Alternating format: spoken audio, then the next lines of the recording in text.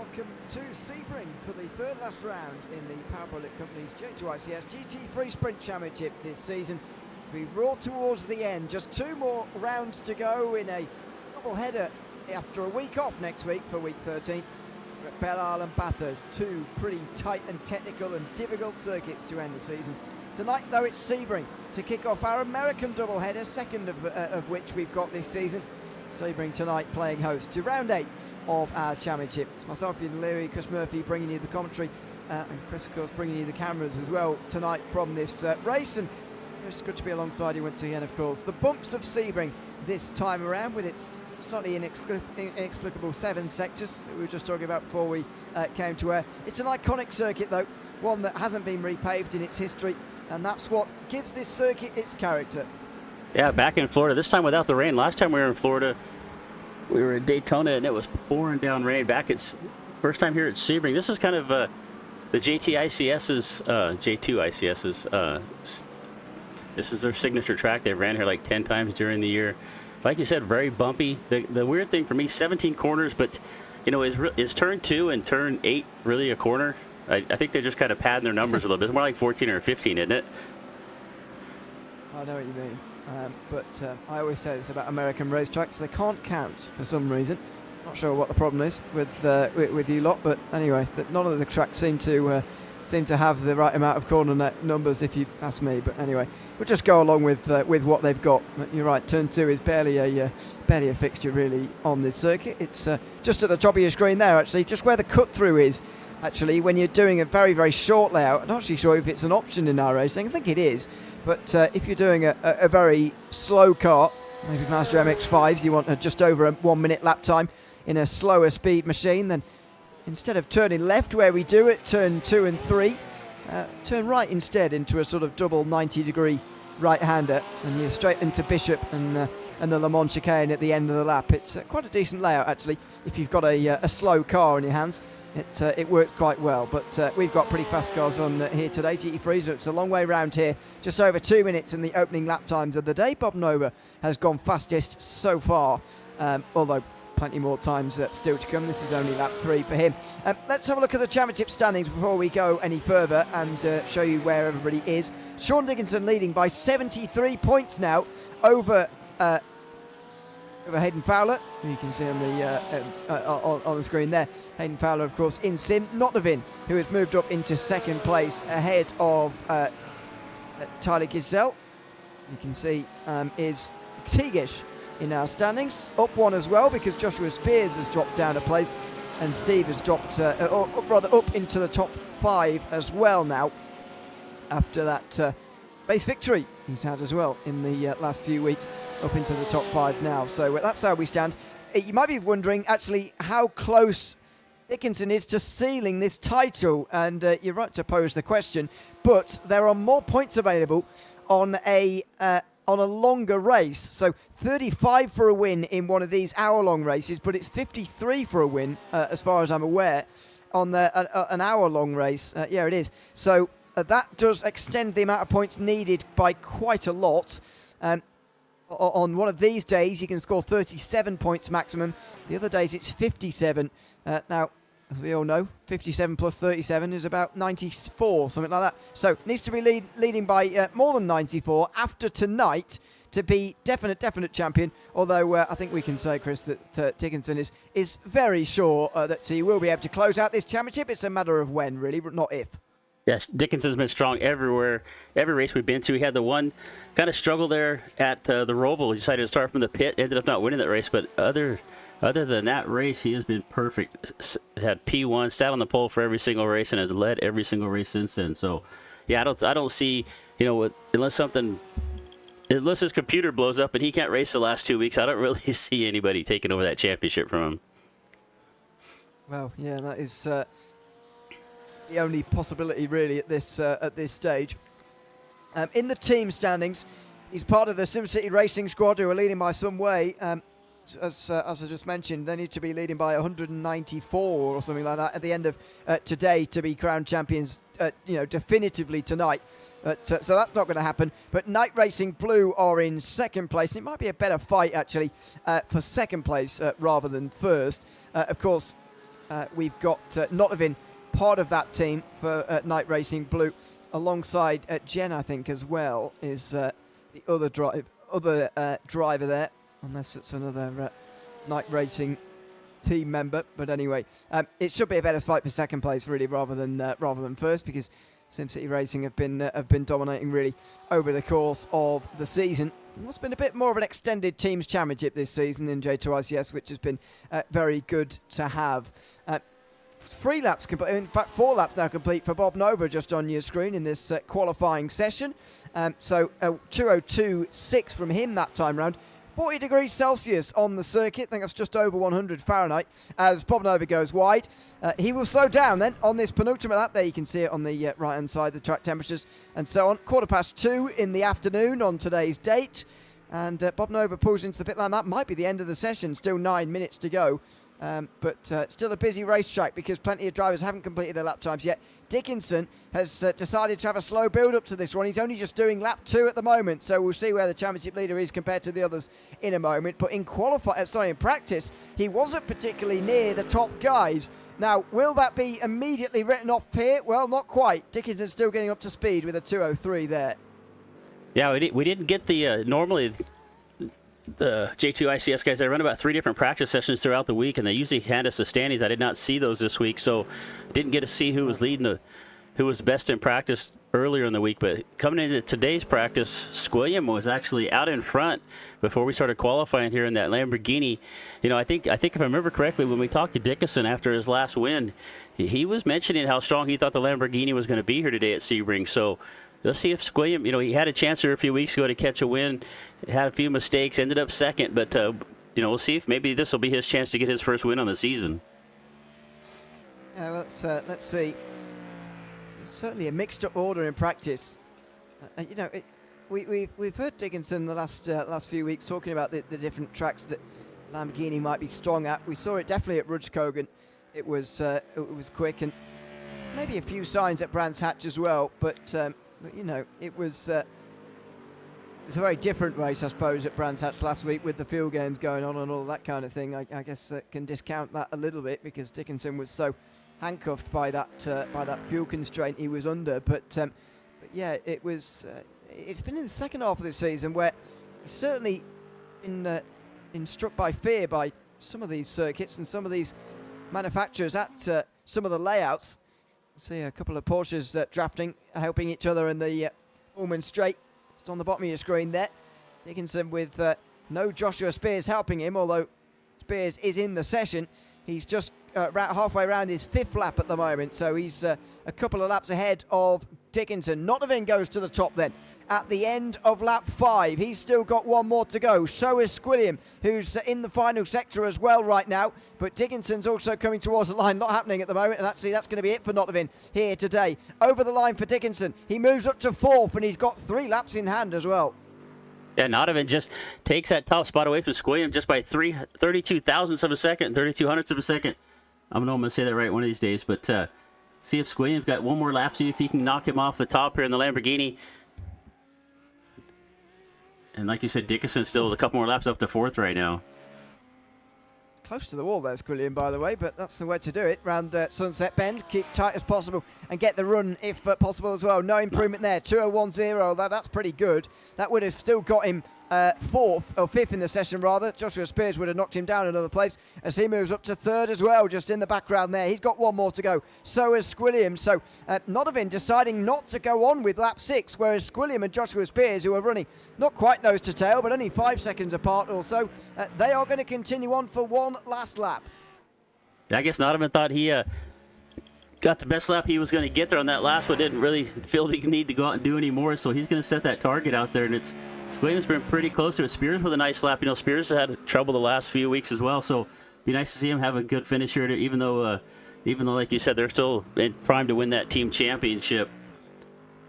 So we'll see how many laps they got left here to go. Just 1 more lap. They're on the last lap here for Spears, Squilliam, and Dickinson's got 2 more to go here, so we'll see if anybody can take that top spot away from Notovin. Yeah, Dickinson's got 2 more once he's finished this one. I'm not sure whether this is going to be the one for him or not, but in the background they'll be pushing as hard as they possibly can now. These are the 3 who are likely to take away the pole from Nottingham, if anybody is going to at all, because that's a decent time that he's currently got over the rest of the field with just less than 5 minutes to go. Tapping the brakes, you can see him modulating the brakes as he comes down on the brakes there for the final turn. He's going to have some clear track space as well, by the way, later on, because he'll be pretty much last one out there. Over the line for Dickinson now.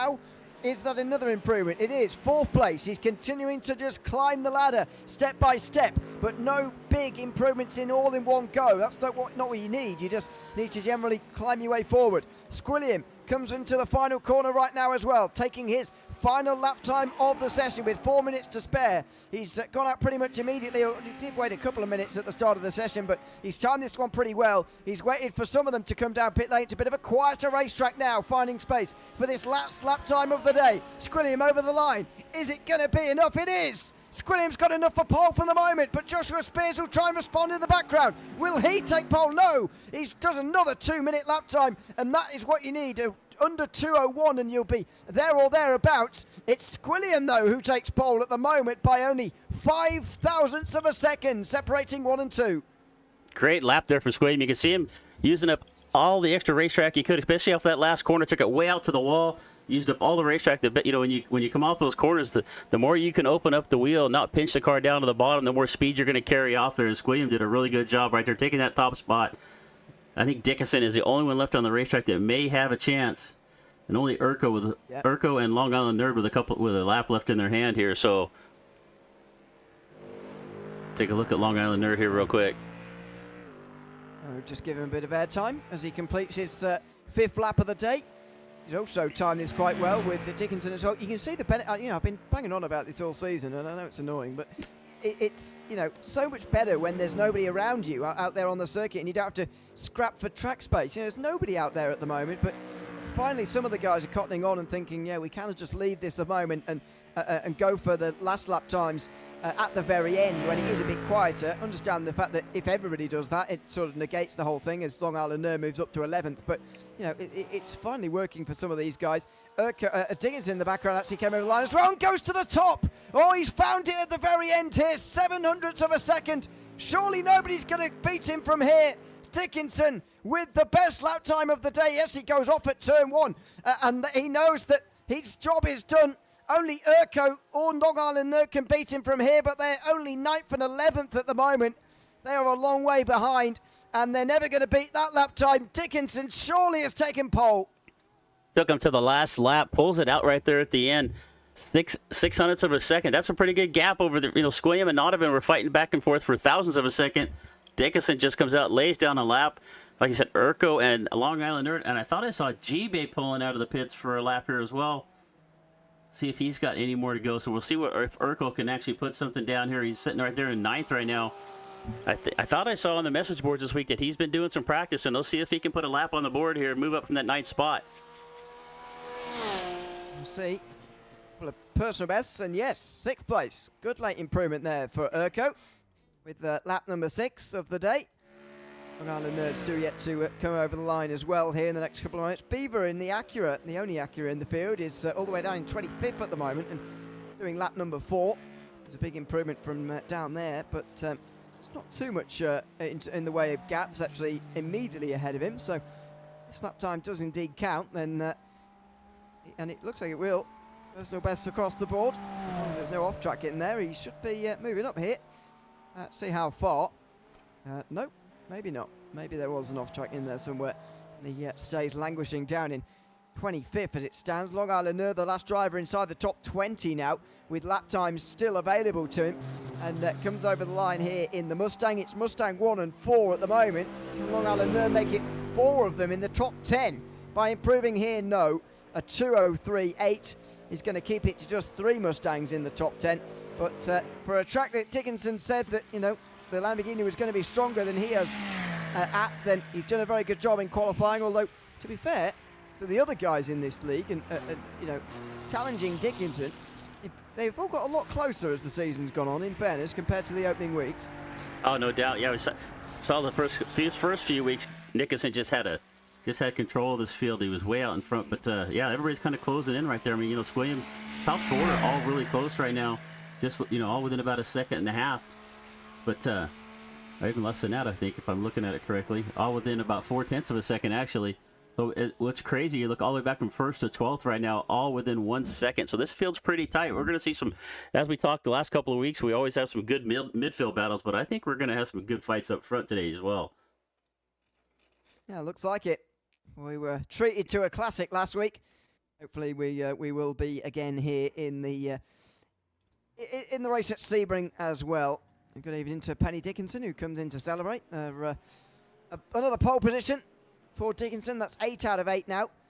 But as we say, it is getting closer week on week, which we're not against as neutrals, to be honest. We like to see a close race between all of the guys, and that's looking like what we're going to get here in this race here today. Trying to find some of the previous qualifying results, but I can't seem to find them. Maybe they don't get saved by SimRace Hub, I suppose. But anyway, there's today's, and as you can see, 0.07 of a second separating the top 3. Or 800ths rather. Dickinson, Squilliam and Notovin, 1, 2, 3. Joshua Spears, Bob Nova, Urco within half a second. And then Jen Teague, Spook Dubs, Porn Dog, Long Island Nerd, Zach within a second of pole. So that's 12 drivers within a second of pole, and that's a very good showing from everybody else on this season so far. And it is, a season, as I say, that has not quite been as close as maybe we would have liked at times in some of the sessions, certainly the qualifying sessions this season. No, if we can have half the race we had last week, we're going to have a heck of a good day, because that battle down to the end last week, I made a mistake earlier in the start of the show and said Nottovin's won every race, but that one at the Roval, actually, I didn't give Simply Steve any credit for his win last week, passing Dickinson off the last corner there at Brands Hatch. I was just most excited race I've been a part of so far this season. Yeah, absolutely, it was definitely the best race of the season at a circuit that I would have said would have been one of the worst. but there you go. That's the way it goes sometimes, isn't it? I'm not a big fan of Brands Hatch, if I'm honest, even though I'm British. Not very, not supporting the home nation there particularly, but I just don't like it very much. But it was a very good race indeed, and hopefully we get something similar here at Sebring, which I must admit is not another circuit that I don't particularly like. So there you go. That's my opinions on the last 2 rounds, but anyway, it doesn't matter. Let's hope for a good race. That's what we're all here for. Just in the meantime, we're in warm-up at the moment, about 3 minutes to go, just less than in this warm-up session. Tell you about the sponsor, of course, the title sponsor for the J2ICS GT3 Sprint Championship this season, of course, Parabolic Companies. At Parabolic Companies, we don't just invest in real estate, we build momentum. From revitalizing neighbourhoods to powering progress through innovative development, our mission is to create lasting impact in every community we touch. Whether it's laying foundations or backing fierce competition on the virtual track, Parabolic brings precision, passion and performance. Parabolic Companies, grounded in growth, driven to win, and our title sponsors for the J2ICS GT3 Sprint Championship here this season, starting all the way sort of in the middle of July now, very long time ago, and ending at the end of September. Just be warned, by the way, about the week off we've got next week. There is week 13 in iRacing. I'm not sure how many broadcasts actually on this channel we've got at all because of the because of week 13. I think on iRacing we've got 1 broadcast until Sunday, which is highly unusual. But of course this is one of the leagues, and indeed there are many others who will be missing a week because of the week 13.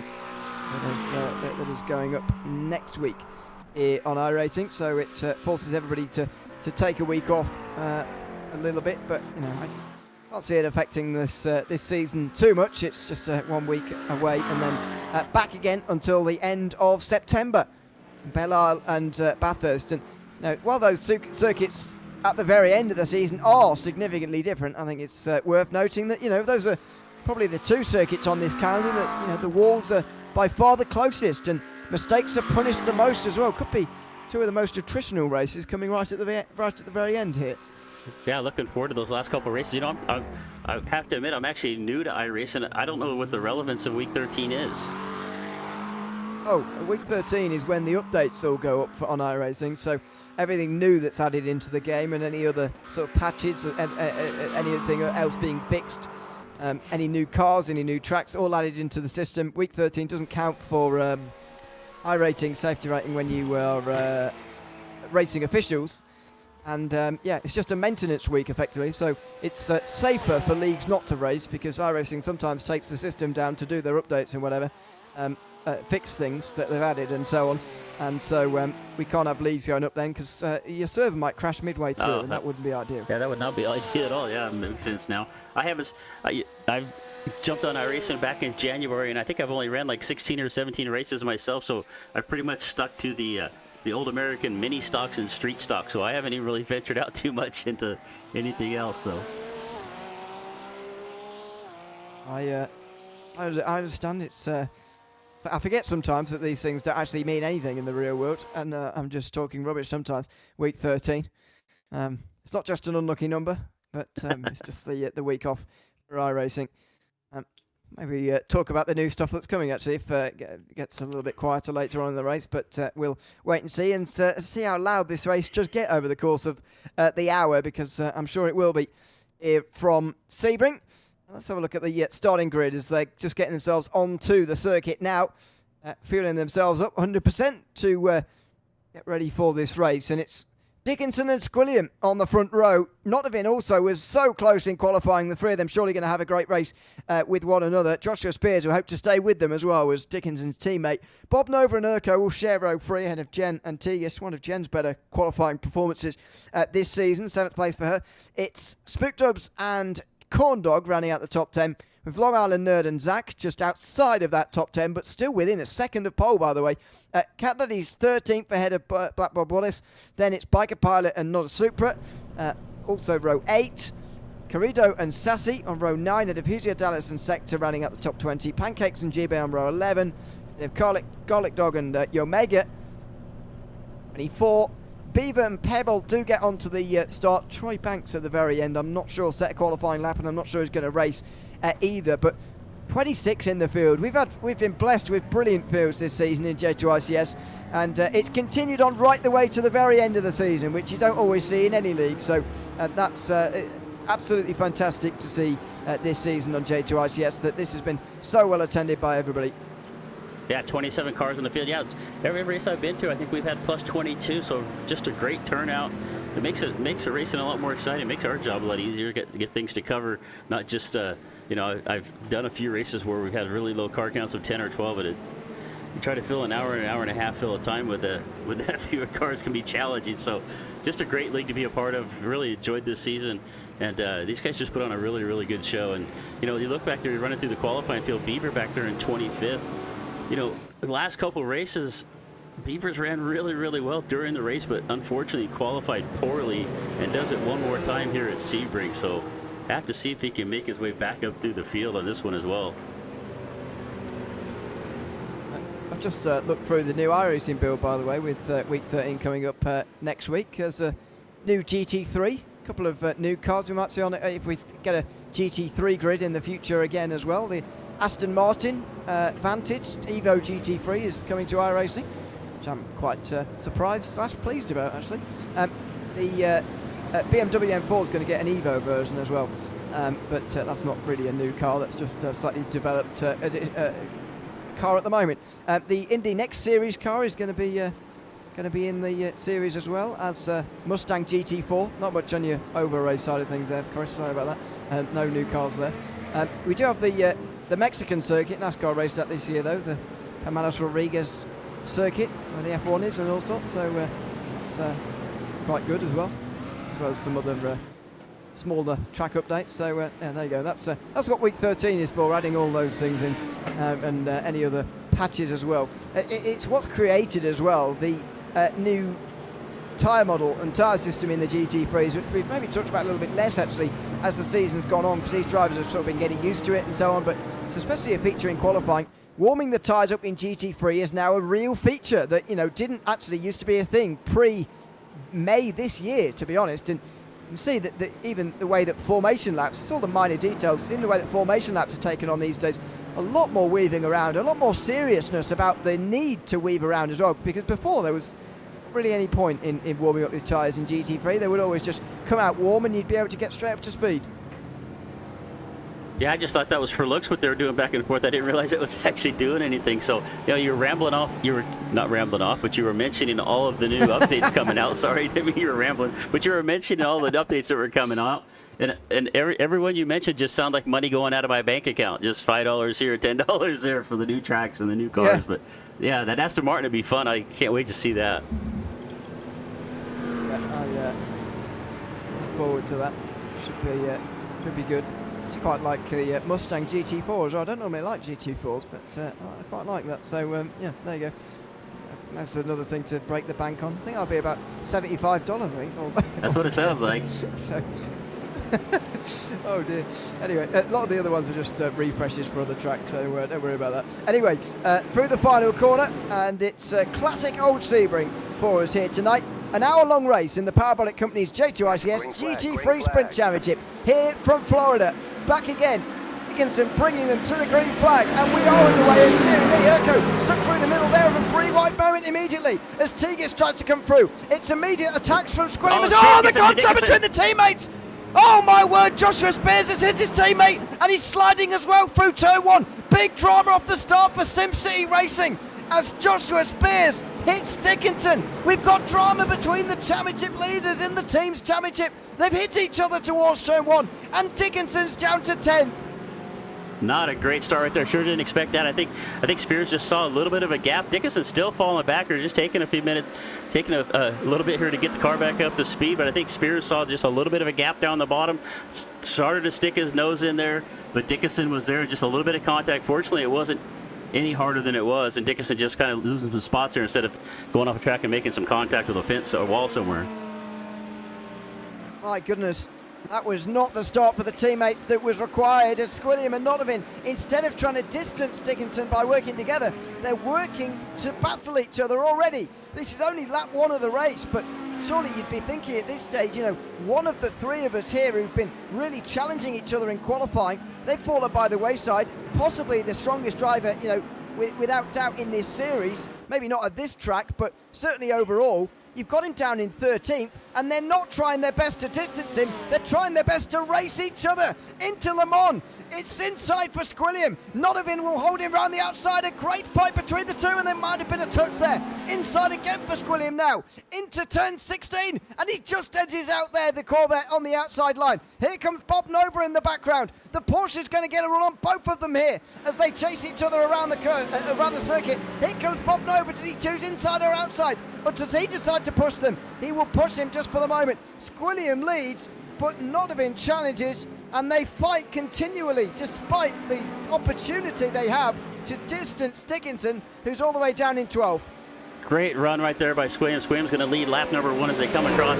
I thought Bob Nova was going to take a look to the inside of Notovin going down into Sunset Bend, but he's going to have to settle back there for third. He's got his hands full with Joshua Spears right now as Squilliam out in front, Notovin in tow, looking really good. Dickinson still back in 12th spot right now. Has worked up about a place. You can see him back there in the background trying to get his way around Zach, who is not the easiest car to pass as we've seen in the last few weeks. Zach puts up a good defense. We'll take a look here. Dickinson right here stuck behind, not stuck behind it, but behind Zach and Spook Dubs right now, trying to claw his way back to the front after that first lap incident. Goodness me. I mean, this is probably the most dramatic start we've seen so far this season. A way of turn one drama.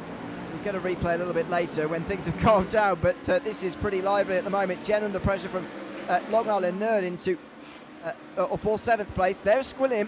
You can see maybe now his justification for wanting to get past Notovin, because he clearly believes that over the course of race pace he is quicker.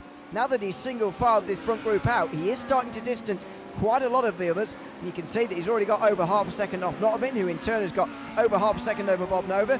When that happens, and when the gaps and intervals start to stretch out like that, that's when you can tell the guy at the front of the group is going quickly, because they're stretching out the group like an elastic band. As Dickinson makes 2 passes on this lap, he's ahead of Zach and Spook Dubs, but the gap to the leader will continue to extend.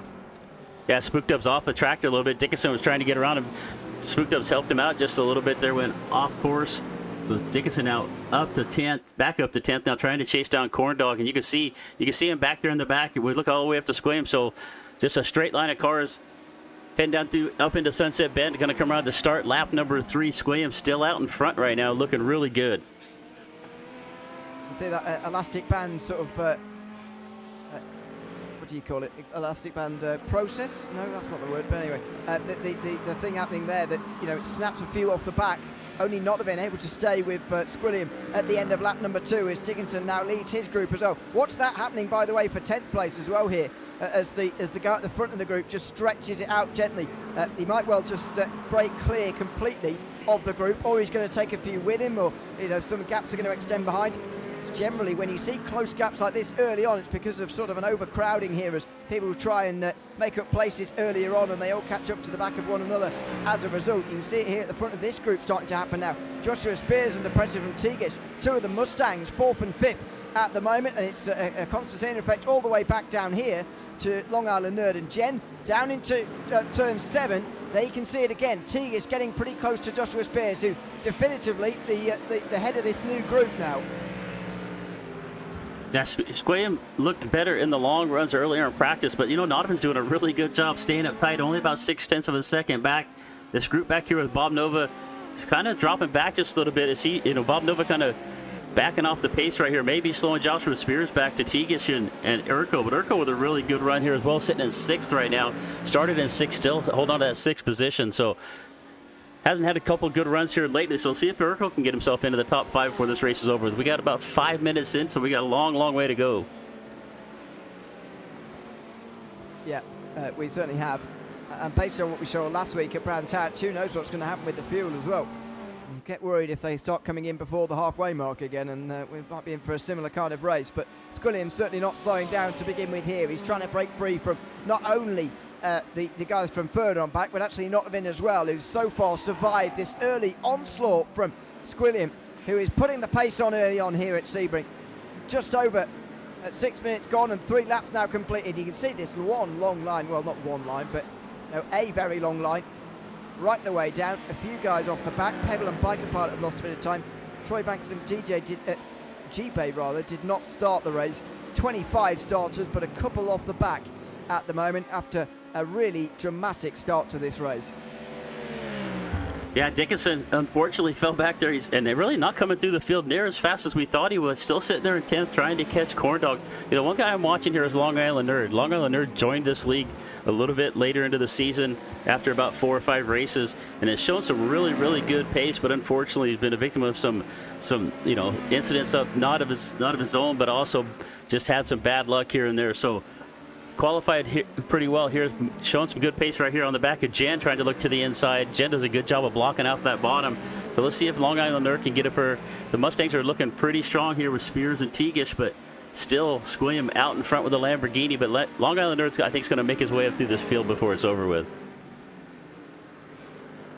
Another look on Jen there, but not able to. Long Island Nerd actually lost a place in the championship last week as Steve took the win and rocketed into the top 5. Long Island obviously wasn't one of those in the top 5, but was one of those that got knocked down, one of the 3 that got knocked down a place to 8th in the championship standings. But it's really congested from 2nd place on back, as you might expect. Pretty much down to Long Island Nerd. 2nd to 8th is where it's really close.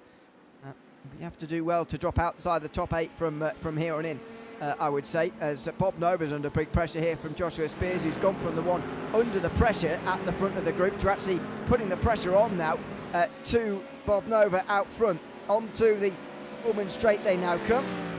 The Mustangs are queuing behind the Porsche and on a straight line speed run down to the final corner. There's not really much of a conversation there. A look to the inside from Joshua Spears, just not quite close enough, but doesn't need to be too close. It's a fast car in a straight line, and the Porsche is not. And have a look at it into turn 1 as well. Same thing again as he gets into the slipstream there. Not much of a slipstream under a car much smaller than him, but look at that into turn number 1. He's going to go to the outside, is he? No, inside, sorry, for Joshua Spears.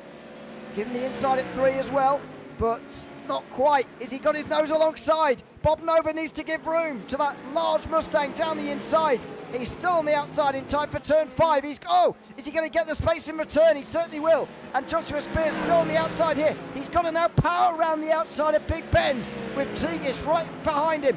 Urko as well joining the fight. The crowding behind this battle starts to happen again here as they get on the brakes for turn 7. Both really late on the brakes. Has Joshua Spears got the space there on the outside? It looks like he has. He's got the straight line speed as well. He's got the traction. He's going to get the place as they come round the flat out left-hander here. Fangio is going to get third as long as Bob Nova lies down with this one. And finally, after about a sector, even more of side by side, Joshua Spears gets into third.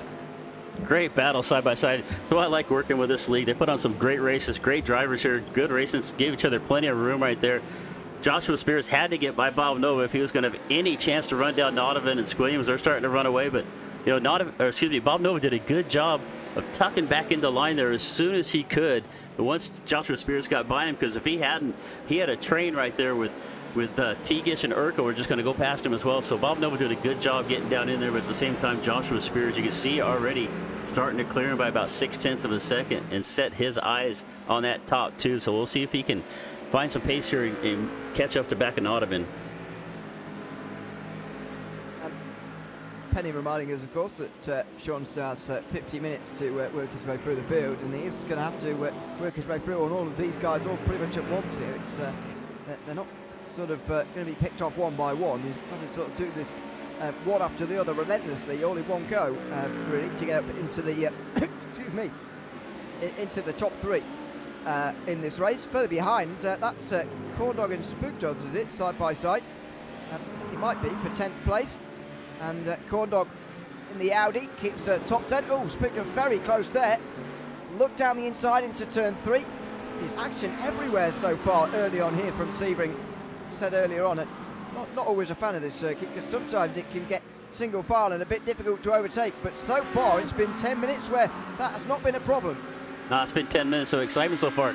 You know, like we talked the last couple of weeks, a lot of times we're watching the mid-pack here, but there's just battling all throughout this field. Up front, in the middle, we haven't really got to the back of the pack yet anywhere, but the midfield's fighting hard, but up here for the top 5's been a really good battle. Teagish now, actually Bob Nova's starting to put a little separation on Teagish here for that 4th spot. I think he's kind of following Spears around, picking up some pace, so they're making their way. They've made up a little bit of ground on Donovan, not a lot, but just a little bit here and there. It's just over a second for the lead. It's really teetering on the edge of a close battle there. Those are the best laps, by the way. You can see on the tower on the left-hand side. That's why they're all in pearl green. The last time around, Nottingham did lose a couple of tenths, and that's just generally what's been happening. You can see actually with the best laps as well. They're just losing a couple of tenths each time. They're the only ones below 2:01s though, and actually Squilliam has done a time there on that last time. First of all, that was only 1 or 2 thousandths away from his best lap from the best lap time of the race, I should say. But also that would have got him a very good qualifying position, and he's done that with quite a lot of fuel on board. Here comes Dickinson now challenging Jen. He's well inside the top 10 now. It's Dickinson. He's on the grass here, trying to make this work. Goodness me, just hooked that one on the grass just a little bit as he got the car rotated, and now starts to use that straight line speed. Just look at them as they get up to terminal velocity here. It's not even 6th gear yet, in towards turn number 1, because the straight's not quite long enough. But round the outside at the very corner where he was sent off the road on lap number 1, he goes round the outside and into 8th place. Making his way up through the field. We missed him earlier, catching Corndog for that 10th spot. He has reeled in this pack of cars. This pack is 3rd through 9th. And we look up, there's Teagish and Urkel side by side as well. Urkel down to the inside, looking to take that 5th spot away. And he's going to do it right here. See if he can keep it in the line right. He's going to tuck in behind Bob Nova. Teagish really doesn't have nothing to fight with on the outside, but they're going to make it down to the corner. Teagish tries to come back on the outside, but I think Urkel's got enough pace off the corner. And as I say that, look at the power from that Mustang. Just pulls back up alongside. It's that straight exit out of the hairpin there. If you don't have to sort of wiggle through that awkward chicane bit, then you can get the power down a lot quicker. Oh, that's late from Urko. He's just put it up in time. He very nearly got into the side of Teagish there as Long Island Nerd tries to go around him, and it might be another Mustang in a moment. More Mustang misery, it looks like, for Urko if he's not careful. Inside at Tower, he's still got the line there, and that might just redeem him here. Dickinson's going to get the run on both of them. Oh! Wow, in the dirt, Long Island Nerd off in the dirt, and Jen finally, after ages of battling away with him earlier, is going to get side by side again, blinking a bit now, and that's awkward. It's very hard to bat with someone you can't see where they are, and that's what Jen's going through at the moment. But another free place effectively for Dickinson there, and now he should be able to make light work of Urko as well in the Porsche.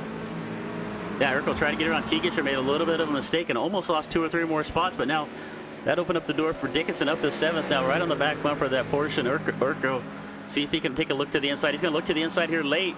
Does he have enough run? No, not going to have to tuck back in there. Urkel holds him off, but one more time off that last corner coming down the front straightaway, and definitely going to make a pass right there. Dickinson with a nice move off the last corner down the front straightaway. And you can see just the power of that Mustang off the corner, just pulling on Urkel right there. Going to head back into turn number 1, back up to 6 now, after only 7 laps. Well, it's been a good recovery, but you wonder whether the damage has been done already, even for Dickinson in this race. 11 seconds. Oh, Teagish off.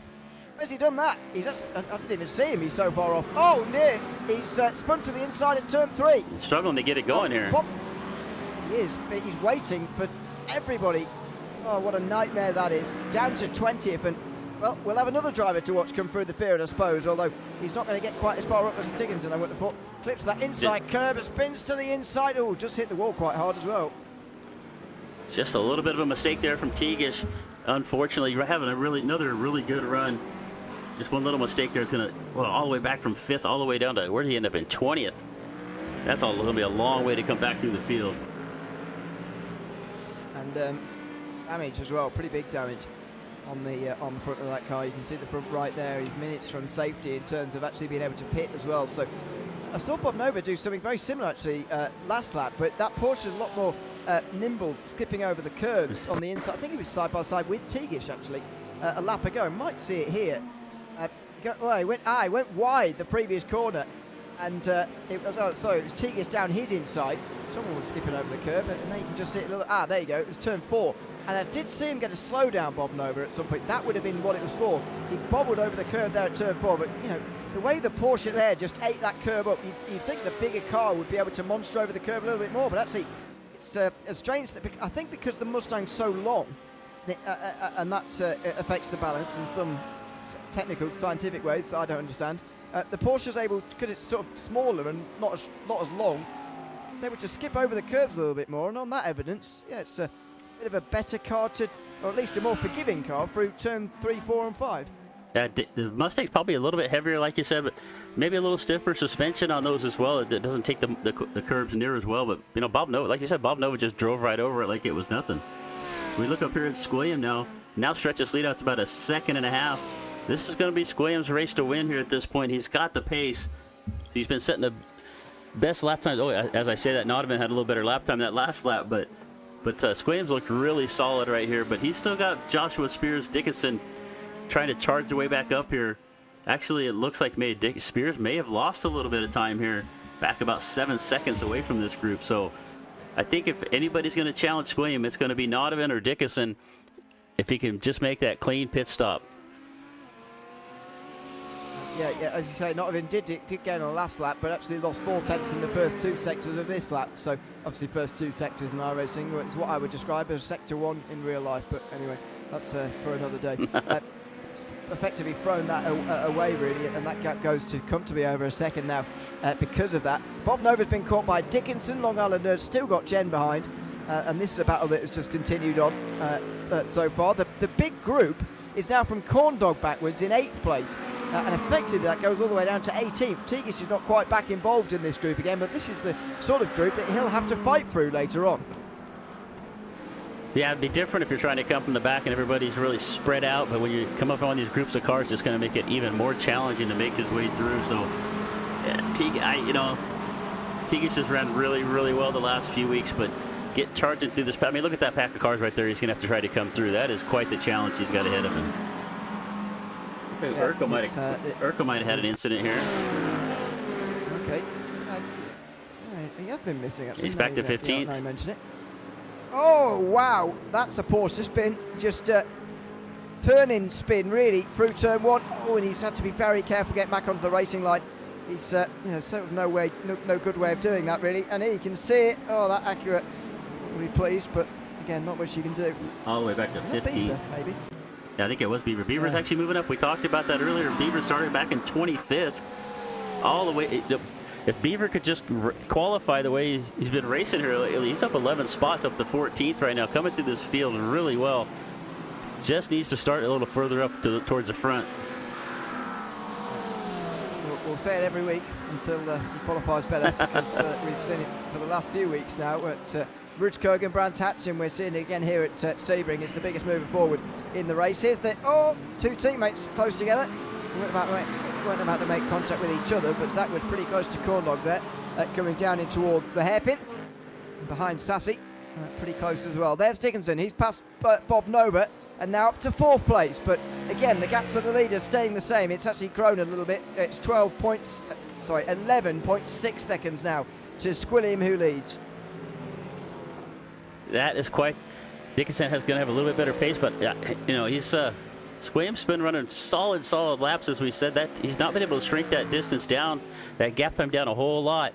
So he's going to have to come up to his teammate now. Let's see if he can reel in Joshua Spears for that last podium spot and up to 3rd.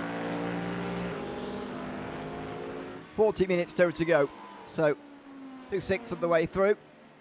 Or 1/3. That's a better way of saying it. But he's starting to get his best laps of the race in now, and he's starting to move on up. Best lap of the race overall, by the way, was set last time, as you can see from Squilliam.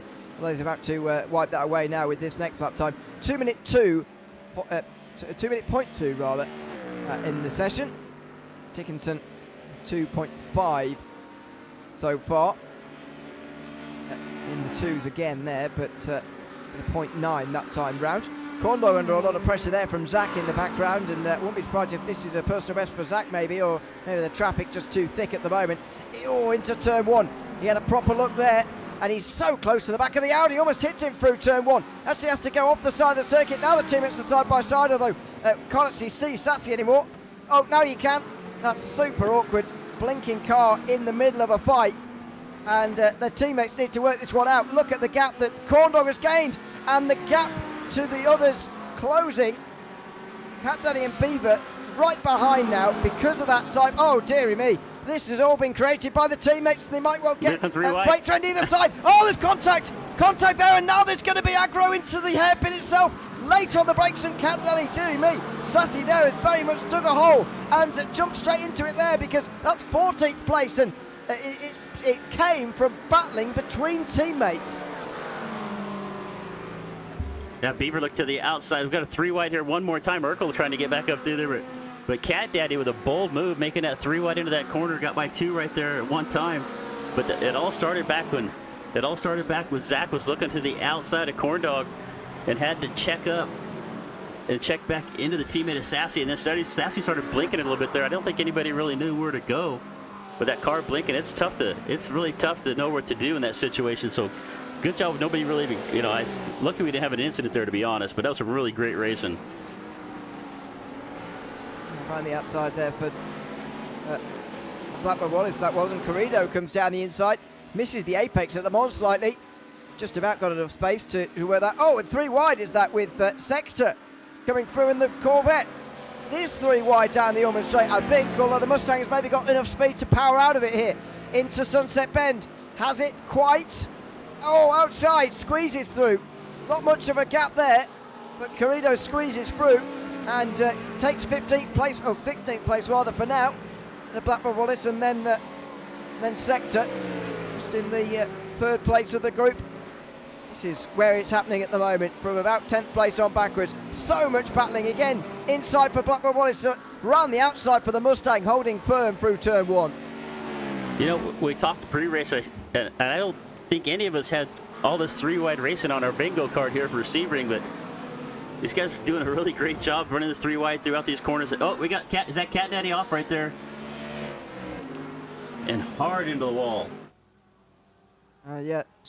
Well, pretty quickly back to pit lane as well, which suggests that didn't need to wait to see what the steering was like before figuring out what happened.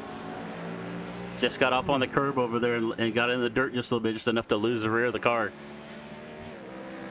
It wasn't even like monstering up the curb too much, but it's all the power there, and the Porsche just way too hard, and spins around. So as we go back live again, this group for 10th place on backwards is pretty much going to be the one to have a look at. Thanks for reminding me. It's been reduced to these 3 effectively: Corndog, Zach and Beaver. are the ones now. And, yeah, Beaver continuing to come through the field effectively, up 13 now in 12th place. Yeah, it sounds like a broken record, I know, but Beaver just doing a really good job coming through this field. Up 13, by far our biggest mover of this race, up 13 spots, and he ran up on the back of Corn Dog. I'm expecting Beaver here to take a look to the, maybe not this lap, but the next couple of corners. I think we're going to see Beaver up alongside. But as I say that, here comes Zach down to the inside of Beaver, going to put him back another spot, take him off the last corner. But Beaver does a good job, gets a really good run on the outside of that corner, and is able to fight off Beaver right there for that 11th spot. But they're still side by side heading down the front straightaway down into turn number 1. Yeah, they are, and still, it's going to have to be brave and bold around the outside if this is going to happen at all. And it might well do. Beaver just coming into shot there with a bit of a chance here, and Zach will have to go on the defensive again. Beaver late on the brakes, outside line, and they're still side by side as they come through. And a bit of a side to side as well. Round the outside for Beaver, surely now he took better control of that as they made side to side contact, sort of bounced off each other, went in different directions. And Zach sort of was slightly more put off by that than Beaver was. The Acura held firm, and the Acura moves up into 11th place. So another place for Beaver. So strong in these races. And you can see his pace, by the way. Personal best last time round, 2:01.0. That has you up inside the top 5. Yeah, I think we're going to see, we got only 25 minutes, not even halfway through this race right now. Beaver's passed over half the field so far, charging to the front. Just needs a little bit of more luck. I think right now if he can get to about top 5, I think, like you said, is about the best he's going to be able to do at this point. But just putting on a really good show.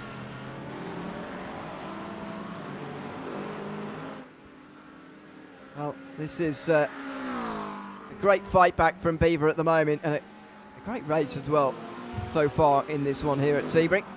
Still a battle for the lead. Squilliam versus Nottingham only 4/10 apart. Long Island Nerd and Jenner close as well, as we've seen before. Not a Supra Spook Jobs, a 2-car battle. And the group from 10th is just starting to reform a bit again. Maybe 8 of them involved, if at very most. What was the last lap there from Nottingham? Oh, no, it wasn't particularly a lot quicker. I thought it would have been, but no. It's just putting the pressure on Squilliam. And again, they're holding the gap to Dickinson. And, they've not really been fighting these two. It suggests to me that actually, if Dickinson hadn't have had that issue early on, he wouldn't have raced away with the race. He might be leading, but, those three were evenly matched in qualifying, and so far in race pace, to me, they look almost identical as well. Yeah, and Squilliam and Nottingham are just doing everything they have to do, not making any mistakes.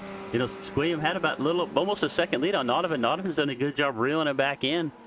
But I think the best thing they can do right now is if they start fighting for this lead, it's just going to hold both of them up. That's going to give Spears and Dickinson a chance to make up some ground on them. So the best thing they can do, they may not be teammates here, but if they want to have a chance to stay up here 1 and 2 and not let anybody catch up, if they can work together here and just keep distancing themselves, or at least maintaining this distance till late in the race, and then fight it out amongst each other.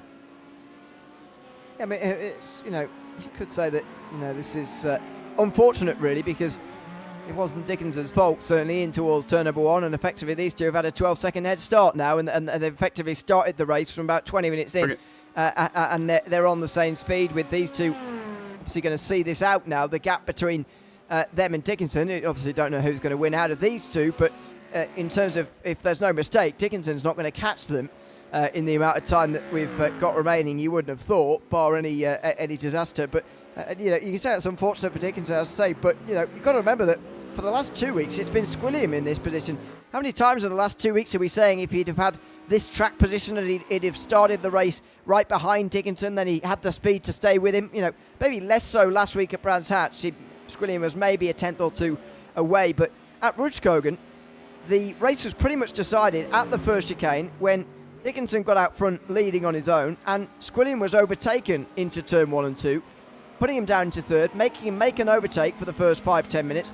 And from then on, Dickinson effectively had a 5-second or so head start. And because the two were so well matched, he was never going to catch him. And so, you can say it's unlucky, but, it is effectively just roles reversed compared to the last 2 weeks we've seen for Squilliam. I'll agree 100%. Yeah, just a little. These guys are running so close on lap times right now. It is that track position. Who can get to the front first? Who can, but also just who can make the fewest mistakes. Squilliam unfortunately, he's made a couple of mistakes here and there that's cost him. But so doing a really good job here right now. But he's got his hands full with Nodovan. Nodovan is all over the back of him right now, doing everything he can to get the lead. Nodovan wants that lead right now. So I think he feels like he has the better pace. And if he can get by Squilliam, I think he's really feeling like he can put a distance on the cars behind him. Yeah, maybe. Certainly as this race has gone on, that Corvette has got a little bit stronger compared to the Lamborghini. Very hard to actually match this up with manufacturers because don't forget that Squilliam is the only Lamborghini in the race, so that makes things a little bit more difficult. As Carrido and Tigges, by the way, in the Mustangs, and Sassy in a McLaren both come into pit lane. Blackwood Wallace has already been in as well. We are not yet at halfway. We are that 15 is the minimum you want to be doing, really. I think this is going to be a 29-lap race, but if you can only do 14 laps, then, as we all know, 14 times 2 is only 28, and you're not going to be able to do the amount of laps required. So Dickinson has made it this time round, and he doesn't have to save any fuel because the second stint is going to be a lap shorter, at least, than the first one. But if those guys at the back have pitted because they had to there, they could be in a bit of trouble later tonight. Yeah, I don't know what the reason would be if they're not taking tires. Oh, there goes Squilliam down in the pits. That's going to give Nodovan the lead here. So let's see if Nodovan's got fresh, clean air in front of him here for the first time in this race. So let's see if he can lay down a lap here. See if he can put some distance on it. So if when Squilliam comes back into the pits, if Nodovan can put down maybe the best lap right here, he might come out with this lead after the pit stops. So why they're pitting? One of the few. Yeah. So why they're pitting here? Let's take a look. We never did go back and take a look at the start. Let's see if we can go back here and take a look at what happened here on that first corner. A good idea, because we haven't seen a replay since. Dickinson getting off to a decent launch, although Squilliam was challenging him. Joshua Spears gets the best launch, actually, and tries to move himself in behind his teammate, but tries so hard that he actually brakes too late and hits Dickinson there. That is, an awkward conversation for them to have a little bit later on tonight, and we'll see again how it happened. But, I mean, he's just trying to dive to the inside. I think he's trying so hard to help his teammate and follow Dickinson in behind there at the inside that he just ends up hitting him, and then it doesn't stop for Dickinson because he gets swallowed up in the background there, and a long way back. But that's created the situation we see at the moment where Dickinson's about has actually lost a bit more time in the pit stops there. His stop was the longest actually of anyone in the top 4 who or current top 6. Obviously the top 2 haven't stopped yet, but yeah, that's a little bit longer for him. Squilliam, a little bit less fuel taken there. A little bit less time in pit lane anyway, 22.9 seconds. Yeah, 22.9 to Dickinson's 24.3, so, gains a little bit over a second just in the pit stop right there. So Squilliam still going to be in good pace right here. I'm really curious to see. I don't see any purple laps from Nodovan yet. I haven't seen any best laps either, but I'm really curious to see once he pits where he comes out right now. He's got about what's the gap back to? Is that 40? Is that 43 seconds? Am I seeing that right?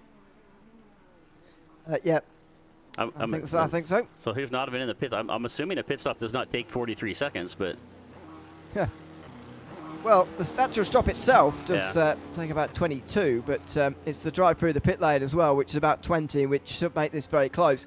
Squilliam's stop, though, was quite short, so I wouldn't be surprised if the Lamborghini continues to lead here. I'd be very surprised if Nodovan can go even shorter. I know he's done a 16-lap stint there and only actually needs 13 laps of fuel to get to the race finish, but I'm not sure it's going to be much less than 22.9. Don't forget, they're all going to take 4 tyres as well here, so maybe Nodovan. Well, let's see what the pit stop time is before I say that. 22.3. Maybe he will then. As Squilliam's been getting up to speed here on the new tyres, maybe he will have just lost enough time to allow Nodovan through, but it may not last too long. Of course, a long run round the outside of turn 1 here at Sebring as you get back going again, and Nodovan is in the lead, but has to warm up those tyres, and watch out for Squilliam here with the pacier car, at least for a lap or so here. Yeah, so that plan did work for Nodovan. Pitted a lap later. That gave him enough. Look, we're speculating there. If he could get out in fresh air, was he going to put down some better lap times? And that's worked out for him right now as he comes after the pit stop here with the lead. But Squilliam is starting to gain back up on him with those warmer tires. But Nodovan doing a good job getting those tires fired up right now I expected Squilliam to get a little bit closer to him here, but they got this lap car right here in front of him to contend with. So let's see if Nodovic can put down some speed, put down the pace here, and get a little distance on Squilliam. Looking really solid here right now, but that lap car not getting out of the way right now, so that's going to be a little bit of a holdup. Oh, massive hold-up. Oh, the flash of the lights as well. Nodovic really wants that lap car to get out of the way, and finally does do so. Oh, and a big slide. Squilliam just had to dive to the right there to avoid. Goodness me. It's the danger of being a lap car. I mean, you know, it's an impossible situation when you're in a lap car like that, but Pebble it was. We've just been a bit flustered probably by the two race leaders behind pushing him on as quickly as possible, and Nodovic has survived this early attack and looks like he leads this race now. Yeah, here in the States, we would call that a pucker factor 10 right there for Squilliam. That lap car getting a little bit sideways in front of him, doing a really good job of not running in the back of him. So he's got his sights set up on Nodovic right now and actually reeling him down or making up some ground here right now. So I think we're going to have a good fight for the lead. You can see in the background there, Spears and Dickinson coming off the corner. Still about 10 or 11 seconds back. So these top two are maintaining this distance, actually putting a little bit more distance. You can see Dickinson's now over almost 16 seconds back from the leader. So about 25 minutes left to go in this race. This race is going to come down to these two unless they make some big mistake. Yeah, it would have to be an incident between the two of them to allow one of those into the fray now. I think the teammates may well reverse positions here, but looks like it's going to be third and fourth for the Mustangs, who've been decisively beaten here today. And say probably outraced, really, rather than outpaced. But this race is not over yet by any means as we go back to the big group.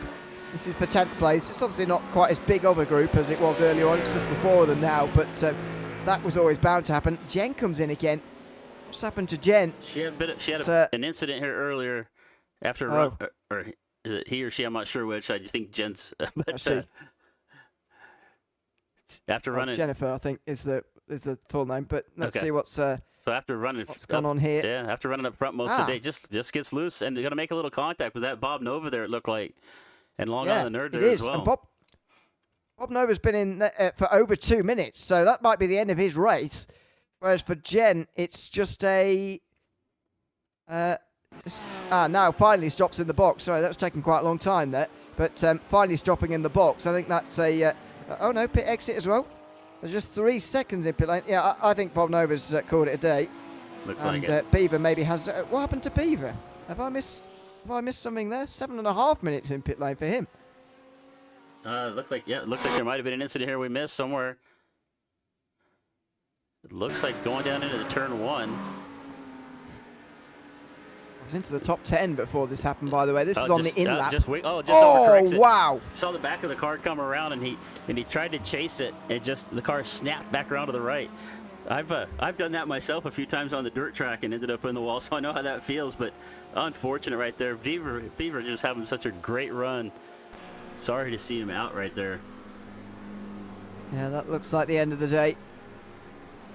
As Bob Nova does get back into the race, actually, but towed back to pit lane, I think, which is what took so long. So is 22nd and has a lot of work to do down the back, but Beaver, unfortunately, multiple laps down. Is that Long Island Nerd recovering from an issue there? Yeah, I think he's a bit slower than usual off of Sunset, or maybe I just looked back at the screen again at the wrong time and it looked a little bit weird. But as I was changing my eyes from the timing screen to the broadcast there, but certainly looked like to me he was on a bit of a strange line. Anyway, running in 5th place, and luckily for him, most of the drivers who were around him were caught up in those sort of incidents. Beaver wasn't too far away, but it was Jen and Bob Nova that were really battling with Long Island Nerd before, and now he's left on his own. Yeah, Long Island Nerd have another good. I don't know if that's going to be his best run if he can stay there. I know he's had some, like we talked earlier, he's had some really, really good pace all season, and he's been here, but did not have the results to show for it. But now running 5th right now, we've got 3 Mustangs, right? 3rd, 4th, and 5th. His best results so far, finished at the hour-and-a-half race in 5th place, and the yeah, that's his best, I think. He's not finished this format, the 1 hour format, in a top 5 position yet, so it would be his best in an hour-long race, even though he did a little bit better at Daytona, which of course gave him a little bit more points than usual, a slightly accelerated points system, 1.5 times. for the longer races, as Nottavin has pressure again from Squilliam. We're not yet in the final third of the race, but you can already feel these two ramping up for a classic finish. Just over 20 minutes to go, 11 laps to go as they complete lap number 19 on this race. Maybe it will be 30 laps after all in this one here today. And it's going to be a grandstand finish between these two by the looks of it. Squilliam has a look, but not this time yet. There's plenty of time on his side. Squilliam wants to get back to the front. He's got his pace back in. He's reeled Donovan in right here. He's definitely faster. He's just got to find a way around. As they got Cat Daddy right there in front of them. Another lap car. We saw what happened the last time they caught a lap car. Almost took Squilliam out of the race. So let's see how the Cat Daddy handles this. But at the same time, Squilliam all over the back of Donovan right now, trying to force him into a mistake. Looks to the outside. Oh, very close. Contact was there, maybe. Squilliam looks to the outside. Nottavin squeezing as much as possible, trying not to give us too much room as they come out of the hairpin. Again, Squilliam's going to have a better run if you just sort your line out there and just exit straight off of the hairpin there through turn 7. You get a much better run towards turn 10, but he's not close enough, and Nottavin continues to hold the lead. I think Squilliam's going to get past Nottavin here. It's just not. It's not if. It's a matter of when right now. He's doing a really good job.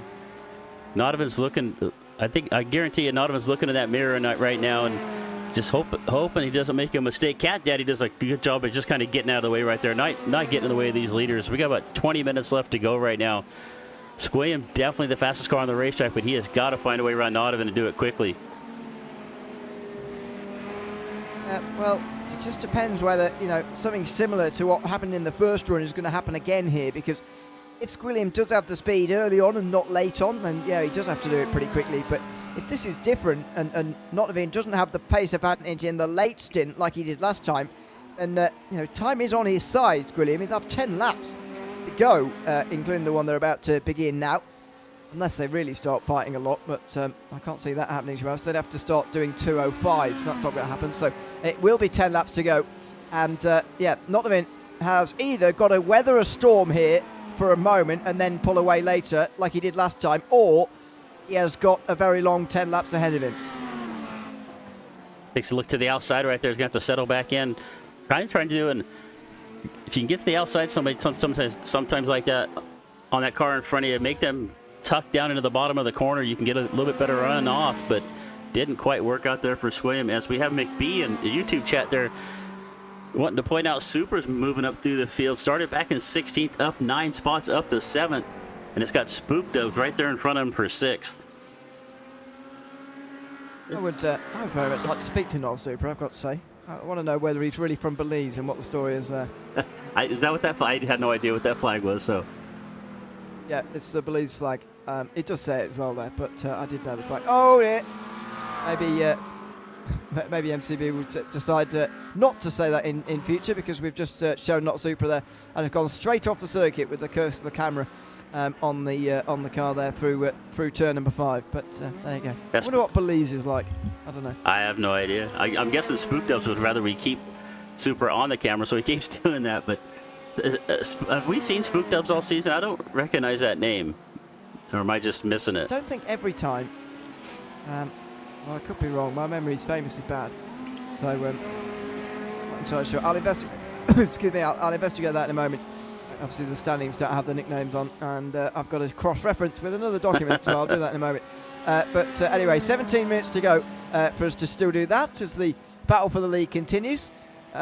Nottavin and Squilliam into the final corner again, and Nottavin has so far survived the attacks. He did go slightly on the defensive towards turn 3, but not too much else really. Squilliam, I get the feeling, feels that he's got time on his side. He's not rushing this move at all, and that's a sign, I think, that he's confident he's going to have this speed right to the very end of the race, and it's not going to be a case of where he comes under more pressure later in the run, like what happened in the first run. He clearly feels he can continue to put the pressure on right the way throughout. Yeah, and they're actually coming up on another lap car, and that lap car right there in front of him is Bob Nova. Unfortunate, Bob Nova was running up in the front, up in the top 7 or 8 there, battling back and forth for quite a long time. Unfortunately, part of that incident earlier with Jen now looking to go a lap down. And let's see, you can see Squayum now closing back up on the back bumper of Nodovan, just looking for an opportunity. You're right, by the way. We haven't seen Spook Dubs this season. I have seen Spook Dubs in the series before, so I couldn't remember. But all the seasons morph into one in my brain these days. But there you go. That's absolutely correct. The first time we've seen Spook Dubs this season and up into 6th place so far in the race. Just up ahead, another lapped car to contend with. Bob Nova back in the you know, this is even more awkward, isn't it now? A car that's actually got very good speed, Bob Nova, but obviously with that crash earlier is now about to go a lap down. Yeah, just really unfortunate. Was putting up a good fight earlier. We kind of lost that once the pits. I'm going to move out of the way here. Just going to pull over and let the leaders go by. Fight for the win here. Gentleman move there from Bob Nova. Just doesn't really have much to fight for. Just kind of running around by himself right now, making some laps. So no reason to get in the way of the leaders here. Squayum now looking one more time. Takes a little look to the inside there, but just not close enough to make up some room on Nodovan as they come off the Sunset Bend right here, down that pit straight one more time. As we have, how many laps? We got 15 minutes left to go right now. So classic use of lap traffic there from Nodovan to try and break the slipstream as much as possible and use the slipstream from Bob Nova. Although he wasn't able to do that, he was able to pull right in front of him as soon as he got past to break the slipstream, make sure that Squilliam couldn't get anything from him. And it's worked for the moment, just keeping that Lamborghini behind him. Just goes a little bit deeper into turn 3, which is concerning me a little bit for his actual run when he gets to turn 5 here, and then the exit here. Squilliam's got a decent chance every time, really, down towards turn 7. See if he wants to take it at some point here. It's just the line he's got a little bit wrong there, Nodovan. He's compromising his exit round Big Bend and down here. Oh, that's a squeeze.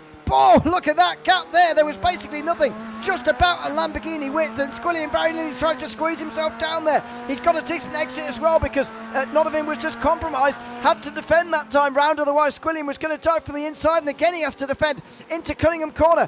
Is he going to brake early again? Squilliam, he is. He's constantly going for the brake early, get the fast exit off of the corners. At some stage, he's got to brake late for one of these turns and give it a real go, around the outside or down the inside, wherever it's going to be.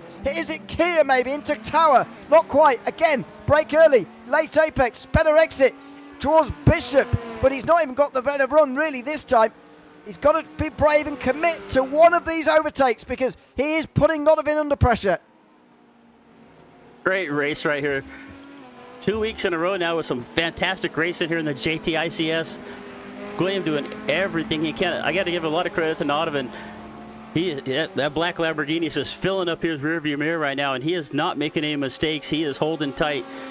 Nodovan doing a great job right here. Squilliams one more time. Going to look to the inside. Take a look to the inside. He's not going to have enough to, not going to have the pace to do it again. He's going to come off the last corner one more time. Down this pit straight. Still Nodovan leading here. I got to give him, just Nodovan had a great pit strategy right there, and that gave him the lead, and he is doing a great job of holding on to it.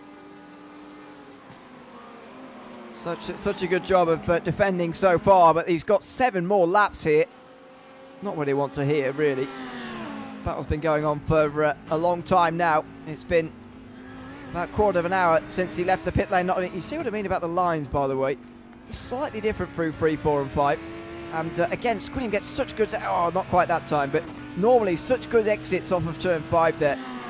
Nodovan's just going to bring his braking zone back a little bit. Just brake a little bit earlier for 3. He's not going to dive you down the inside there unless he's already alongside. Then you can sort of break that line. But Nodovan is braking... we'll try and get a view on board next lap when they get round there. But for turn 3, he's just braking a little bit like he's already got Squilliam on his inside. He needs to reserve that for when Squilliam's actually diving him, and he needs to give a little bit of room. But he's constantly compromising his exit and putting himself in a lot of trouble for the rest of the lap by doing that. Yeah, it looks... Squilliam's entering the corners just a little bit higher, which lets him hit that apex a little bit better than Nodovan. Nodovan's having to go in low, like you said, like he's trying to block off that move from Squilliam, and it's forced him to pinch the corner off a little bit, and it's definitely killing his time and speed off the corner, letting Squilliam kind of reel him back in. So the different lines, it's really cool to see the different lines here and just see how it's working out for both the cars. But again, the Lamborghini's probably handling just a little bit different.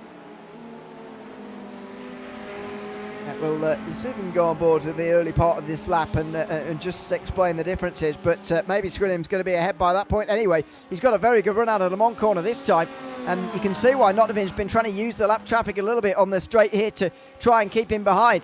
Not quite on the way in this time round. Squilliam will have to be forced to the outside, and maybe this lap's going to be a little bit different anyway, because Squilliam's already looking on the different lines, trying to see where he can make this work. Nottingham might even have to defend in towards turn 1 here, which we haven't seen done so far in this race. As we cross the line again, take a look. Squilliam into turn 1. Oh, he has a look, but he's not close enough on this occasion. Now just watch these lines here as they come through turns 3, 4 and 5. Not even under less pressure this time, but brings it down. Yeah, maybe first gear is just not treating him quite so well, but he seems to push on just a little bit understeering, and maybe that's why he is using first gear, just trying to get the nose turned in a little bit. He seems to be understeering a little bit past the apex there for me. Now I've actually seen that. Maybe it's not a decision, it's sort of a necessity. It's where the car's taking him. It's a little bit wide through turn 3. It's compromising his run through the chicane, but that time Squilliam not close enough to capitalise. But Hyman, again, he's been under pressure down into that hairpin. Yeah, the different light, you see, like you said, like Nottingham just running just a little bit different, but it's working really, really well for him. The Squilliam closes back in, so we've seen this lap after lap now. They get through those corners, and the Squilliam's able to run him down here up through turns 10, 11, and 12. As they head into Tower right now, off of turn 13, I think you're going to see Squilliam close back in here, but Nottingham actually putting a little more of a gap. He's making a liar out of me. We'll see how they do heading down here into Bishop. Is he close enough here for this? This is still the battle for the race lead with 5 laps to go when they get to the line. Less than 10 minutes remaining here in this race. And it was this point in the last stint where Nottingham just started to get some of the speed, and the Corvette started to get away from the Lamborghini. I just wonder whether this lap is a sign that it's about to happen again here. 1/10 of a second to the good for Squilliam. A little bit more than that, in fact, last time. I think it's gone the other way this time, maybe to a bigger degree than that even. Wide through the final corner. Is this just slipping away? Oh, and he's in the fence there, I think, out the final turn. This is a bad lap for Squilliam. And Nottingham's going quicker, a 2.8, whereas it's a 1.3 for Squilliam. Goodness me. That is half a second lost. Squilliam has got to regather himself very quickly here. Some kind of a slowdown here from Super. I didn't see exactly what it was, but was fighting up there with Spook Dubs. Now about 3 seconds off, so that's some kind of an incident there. I'm not able to see exactly what it was, but yeah, Squilliam, a little bit of a mistake there, but actually making some ground back up now. Cost himself almost a full second there that last lap, but now back in with about 8/10. But we still got we got about 9 minutes left to go. Like you said, about four and a half laps left to go right now. Starting to close back in again here through these, heading up into Fangio and up to Cunningham. Squilliam trying to make up a little bit more ground. Nope. And as I look at the time, he's losing ground. So my visual's a little different than what the actual time says. Sector 1, he certainly gains time, but Sector 1 as I call it, he's just not as quick anymore.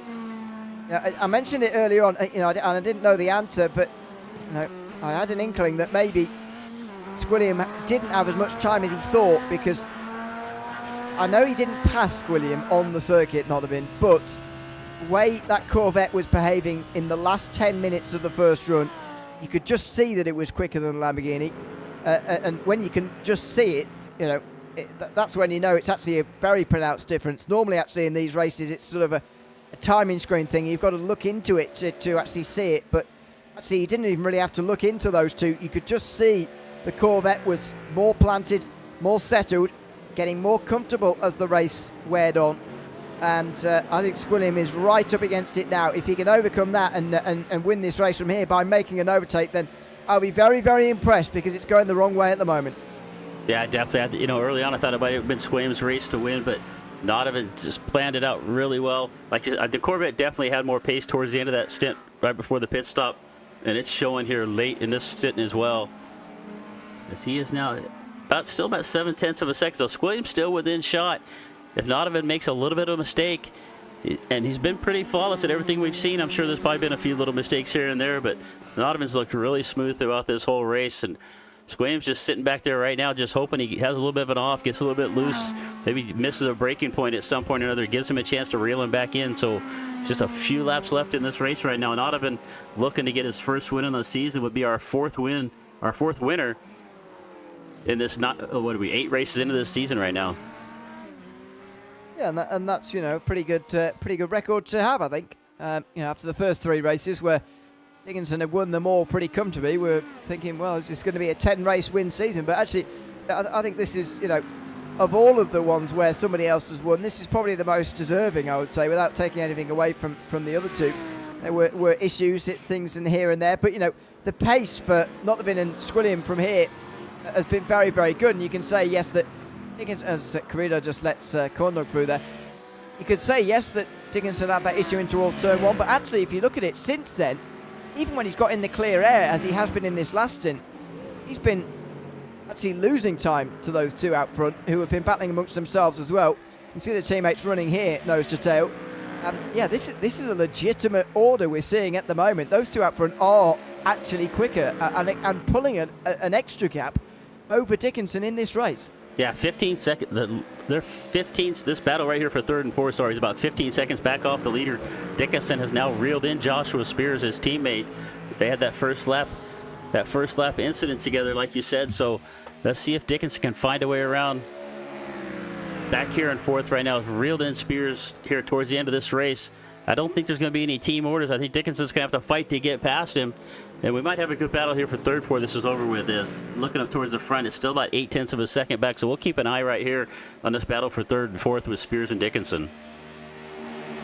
We'll see if it's going to happen between these 2. I somewhat doubt it. If there's going to be a change, then it will be allowed to happen, but I don't think it will, to be honest with you. Joshua Spears still running in contention for that 2nd place in the championship, don't forget, in this race, but don't forget also that Nottavin is up ahead at the moment, and that's not ideal really for the championship situation there. For Joshua Spears, he's already ahead of him in the race, in the standings, and now he's ahead of him in the race as well. It's less ideal, but maybe I'll try and just eliminate that as much as possible, as he gets pretty close to his teammate again there into turn 7. There'll be just 2 laps to go when they get to the line, and it's still 0.6 of a second for Squilliam. He's got to find something and dig very deep now to find something in the final couple of laps of this race to try and take this race victory, which is looking unlikely, but what else can he do? He's got to try and get his first win of the season. Yeah, I really wish I had the technology to go double box right now. We'd stay on this battle here for 3rd and 4th and look up here to Squam, but it looks like Squam's dropping back off here just a little bit, not able to reel Nottavin in. So this battle for 3rd and 4th right now is going to be our best one to watch here with Spears and Dickinson. We'll keep an eye on that gap to Squam, see if he can get a little bit closer to Nottavin here on the last lap. Maybe he's holding something back and he's got something for him. So we'll see what Squam has here. What do you think? We got about a lap and a half left to go, maybe? Well, they'll just get 2 laps to go here. Now, because they're just crossing the line now. Dickinson pushing Spears down the straightaway right here. Going to take a look at the inside. Is he going to go through? Well, there's been a couple of occasions on this battle, I must say, that I thought Dickinson's going to return the favour to Joshua Spears. Not intentionally, but by accident. It is teammate again. They've already made contact once tonight. Unfortunately, really sad news, actually, Long Island Nerd is disconnected here with just 5 minutes to go. It was going to be his best race result in an hour-long race this season. He scored better at Daytona, well, the same at Daytona, obviously more points, but that's a real shame for him. He was going to move up in the championship, I think, tonight with this result here.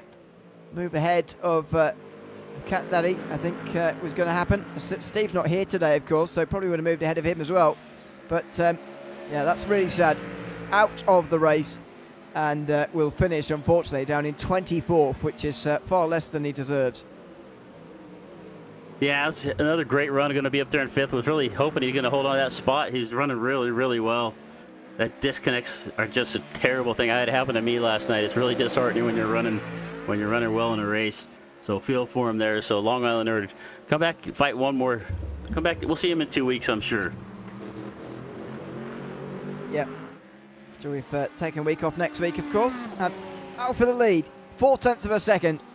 And just over 1 minute to go. We've got lap traffic. Biker Pilot just up in front there in 20th position. Squilliam is closer than what he was a couple of laps ago. He's just cleaned up his lines here and there, but he's pushing. You can see that right out wide there through Le Mans corner. And here, oh, look at that. Wow. Notovin dicing with Biker Pilot there, who tried to stay out the way as best as he could. Notovin wanted to use him again to break the slipstream, but couldn't really do it. Squilliam now gets close, less than a minute to go, but much to Notovin's disappointment, there is going to be one more lap, although he won't be surprised. Squilliam gets a very good run at the final corner, and he's already quarter of a second behind. White flag, and for the second week in a row, we're going to get a grandstand finish here in this championship. This time at Sebring, into turn 1. Squilliam super strong through there again, and he forces Notovin onto the defensive already. He's alongside into turn 3, but he knows that Notovin is not quite as strong as he is through this section. He's going to have to wait through this part. He dived for that early apex, does Notovin, and Squilliam always gets the better exit, and there's a slide there for Notovin as well. Here comes Squilliam on the way down towards turn 7. It's now or never as the time ticks away in this race. If he's going to do it, he's got to start getting these moves done. He's got to start being brave. Inside line, he has a look. He's still not close enough to make it work. Squilliam's trying to keep up pace right here. Notovin doing a good job defending as well. Squilliam's looking really strong here on this last lap. I think if he's going to have a chance, it's going to be down through Bishop and maybe down into on that Ullman straight. So we'll see if he can stay tight right here. Notovin doing everything he can to hold on to this lead. Squilliam putting some pressure on him, just filling up the mirror with that black Lamborghini. Takes a look to the inside right. You can see just a little bit different lines. It's working for Squilliam. About half a lap left to go. Oh, that's a better run through Tower. Just about a bobble over the curbs for the Lamborghini. It's very even as they come towards them on now. Is he going to dive it through here? It would be the last chance. If he does, he wants to leave it for the final turn into the chicane. Is he going to dive it here? No, he's not. He's not on quite the right line there. As long as Notovin nails this corner, he should be okay. And Squilliam is still close behind him. Squilliam has done it quite well too. Now, has he got enough straight here?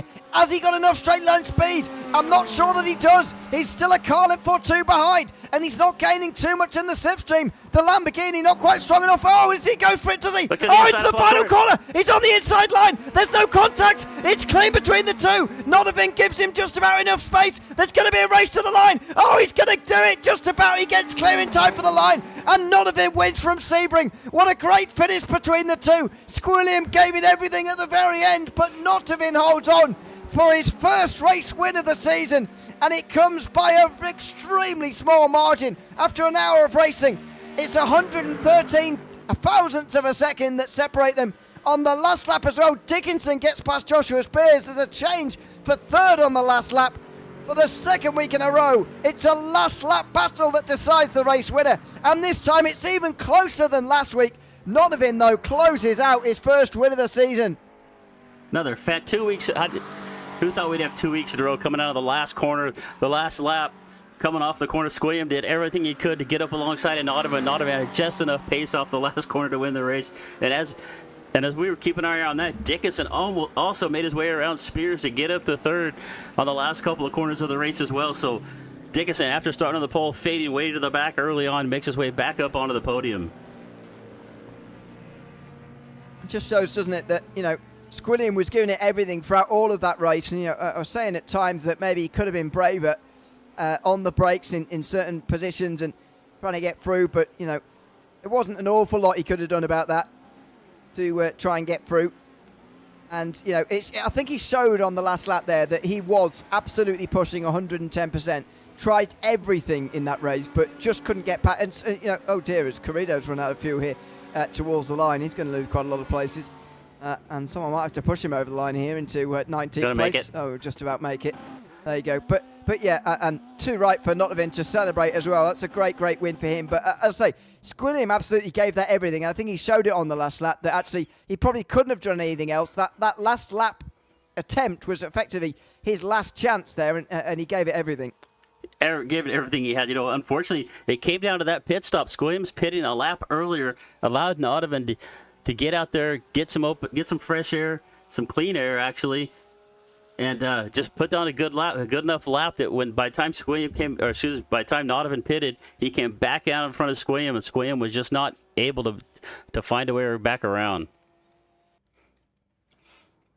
Well, what a great finish. And for the second week in a row, it's a last lap decider between Nottavin and Squilliam. This week it is anyway. That's the qualifying results. We'll bring you the race results here in a moment. Here from Sebring, after the hour-long race, it's a very tight margin between Nottavin and Squilliam. Look at that, just over a tenth of a second. Dickinson in the end gets a podium ahead of Joshua Spears, with Spookdubs riding out the top 5 on debut this season. Not a Super Hubs, a 6th place in the end, ahead of Zach, who gained quite a few places again this week.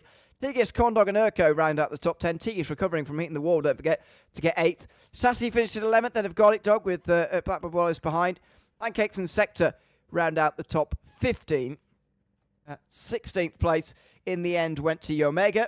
Jen dropped 10 places, unfortunately, after that incident with Bob Nova earlier in the day. Huzia Dallas, Corrido and Biker Pilot round out the top 20. Bob Nova also a lap down with Cat Daddy and Pebble. Log Island Nerd disconnecting late on. Beaver with that crash, of course, retiring in 25th. And Roy Banks and Jibbo did not start the race here today. Let's have a chat to Nottavin, shall we? Our race winner here tonight from Sebring. Nottavin, welcome in. Good to have you with us, and congrats on the win tonight. I mean, what a great race that was. It's the second week in a row that we've been able to enjoy here in the broadcast booth. A last lap finish. You're involved in this one. Just tell us about that final lap there and your plan on defending for that lead on the last lap. Yeah, it was very stressful because it's like Squilliam's gonna send it. So now it's like, well, Sebring has lots of wide corners, so you have to tighten up your line just a little bit, and then that allows him to take the normal line and catch even more on you. So it just kind of compounds as you try to defend the position just to make sure he doesn't stick his nose in. But it's just super stressful because it's like, do I defend here? Do I not? Do I take the racing line? And it's like you have to judge all that based on your mirror, like, and how close he is. So it's definitely it's I'm glad it's over. Yeah, I bet. Yeah, I was thinking at some points, that battle went on for a very long time. Thinking at points, and I'm not sure you would have known how many laps specifically. You just would have known how long was left in the race. But calculating that there's 10 laps or so to go, and Squilliam right behind you for that amount of time, it was a long defence. I mean, tell us about the differences in the cars and the way that you were driving them between the two of you, from what it felt like where you were sat. I mean, we noticed a couple of points where you were maybe taking different lines, but probably down to the way you have to drive the two respective machines. What was the differences that you felt while you were there? I think it's probably more as of just how we both drive the car differently. Like I'm usually a little bit more on the safer side, whereas he's a little bit more on the edge. So there was a couple of laps where I was like, well, I'm not going to make a gap on him, so I'll just drive a comfy line, like, and I'll drive at my own pace. And then finally he made a little bit of a mistake coming out of Le Mans, and I'm like, okay, now's the time to push, and like let's make a little bit of a gap on him. And then that gap stayed until like the second last lap, and then he kind of shrunk it down. And then on the last lap, it was just kind of trying to get good exits and not letting him put a nose in the inside there. Well, congratulations on managing to see off that challenge after a very long battle indeed. Congratulations on your first win of the season, and thanks for coming to chat to us at the end of the day as well. Yeah, thank you. So much. That's Nottavin in first place here tonight for the first time this season at Sebring this time around. Squilliam was in second and just a tenth behind in the end. Squilliam, welcome in. Good to have you with us. And what a great battle it was for us to watch. But you must have been a little bit frustrated in that one, or were you? How were you feeling being stuck behind for that amount of time at the end? Oh, it was definitely frustrating. It's just the overcut in these cars is super powerful. Once you put fuel in the car again, you just lose like half a second on your pace. So if you get an extra lap over somebody like that, and not only that, but he also fuel saved. So there was just no way that I was going to beat him in the pit stop. And then it was just trying to get him to make a mistake to get by, and just couldn't make it happen. I mean, just to dive a bit deeper into the pit stop itself. His pit stop was just over half a second quicker from what we saw, but and he went one lap longer as well. are those differences sort of just trivial talking points for us, or did that really make a difference in him jumping you there? Oh, no, it totally made a difference. I think that paired with just a slower outlap for me because of the full fuel, it's just a recipe for him to get by. It's the difference in pit stop definitely matters. Well, yeah, unfortunately on the wrong side of it this time round, but a great battle to watch for us. So thanks for being a part of that from us. Thanks for chatting to us at the end as well. Congrats on finishing second tonight. Yeah, appreciate it, guys. Thanks very much. That's Squilliam, second place tonight at Sebring, ahead of Sean Dickinson, who couldn't go a week without finishing on the podium and finishes third this time round. Sean, welcome in. Good to have you with us. I mean, let's rewind right back to the very start of the race. We don't often see teammates making contact, but we did in towards turn one, lap one this time round. Tell us what you were feeling at the time, how it happened from your point of view. Yeah, the whole start wasn't great. I tried to do our normal countdown. We're teammates. We try and stagger our start. As soon as I did 3, 2, 1, and then we'd go. But as soon as I hit the 1, the green flag came out. So Squilliam got a jump. Josh had a jump on me, and then I think it was just timing, and we all got so tightly wrapped together right there at the beginning that I hit the brakes. He slammed on the brakes. Still gave me a little touch while he was a little bit loose, and then I kind of wrote my race from there. So it did rather. I mean, I'm kind of disappointed we didn't get to see you with Notovin and Squilliam, because I think you held pretty good or pretty similar speed actually to the two of them throughout the race after that. But obviously 15-second head start is not going to be easy to recover from. How was it making the overtakes though through the field? It's not something you've had to do too often this season. yeah, it wasn't too bad. Some of the people were respectful. They just knew that I had pace and I wasn't supposed to be back there. Some people moved over.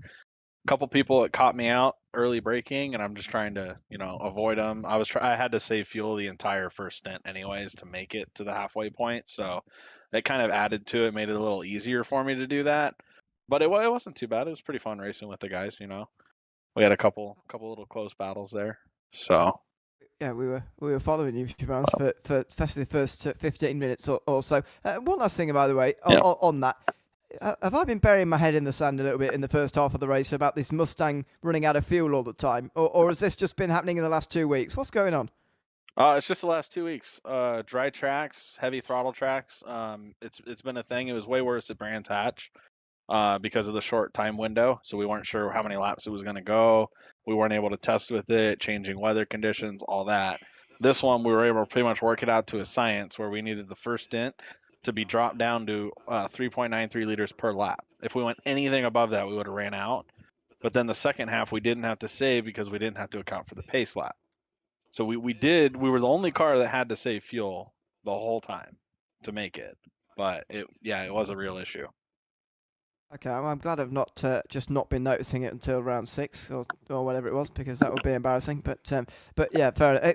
Bellar Bathurst, I presume might be a problem. No. Maybe. I'm not great at Bathurst. I don't really race it because officials are, you know how it is. They all just pile up. So, but Detroit, I'm really good at Detroit. So I'm looking forward to that one. And we might be switching to the Aston with the new update next week, but we're not 100% sure yet. I'm not even sure what the rules are with that, to be honest with you. What happens there? But anyway, we know that a couple of new GT3s are coming, or at least an updated one and a new one. So looking forward to that. But anyway, Sean, thanks for coming to chat to us as always. Congrats on another podium tonight. Yeah, thank you guys. Thanks for hosting. I'm glad I was able to turn it around. And thanks for Josh letting me go. Yeah. He let me go. He felt bad. he repaid it at the end, at least. Yeah. With the third place. There we go. Sean Dickinson, third place here tonight from Sebring in the Parabolic Companies J2ICS GT3 Championship.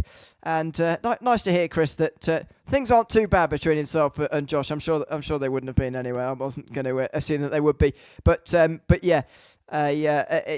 Perhaps disappointing that he was dropping down, because I actually think that, this could have been the closest race that Dickinson would have had for the race win that we've seen all season, but sadly that incident rather put paid to that. And instead, we enjoyed Squilliam and Notovin battling for their first wins of the season.